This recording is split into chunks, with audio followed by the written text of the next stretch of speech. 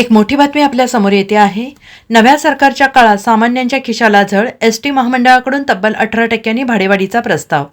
राज्यात सध्या नव्या सरकारच्या स्थापनेला वेग आला आहे आणि मिळालेल्या माहितीनुसार येत्या 5 डिसेंबर रोजी नव्या मुख्यमंत्र्यांचा शपथविधी होणार आहे। मुंबईतील आझाद मैदानावर हा शपथविधी होणार आहे। सध्या महायुतीच्या घटक पक्षांमध्ये मंत्रिपदाची वाटाघाटी होत आहेत।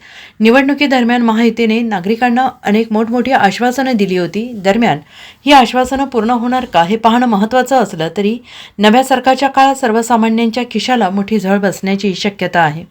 मिळालेल्या माहितीनुसार एसटी महामंडळाने तब्बल 18% भाडेवाढ करण्याचा प्रस्ताव शासनाकडे सादर केला आहे।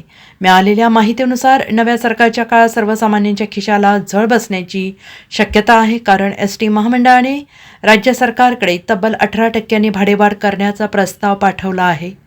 सातत्यानं होत असलेल्या महागाईमुळे एसटी महामंडळाने 18% भाडेवाढीचा हा प्रस्ताव शासनाकडे सादर केला आहे आणि सूत्रांच्या माहितीनुसार निवडणुकीपूर्वीच हा प्रस्ताव सादर करण्यात आला होता। मात्र शिंदे सरकारच्या काळात हा प्रस्ताव राखून ठेवण्यात आला होता। Bureau report, SBN Marathi, Mumbai.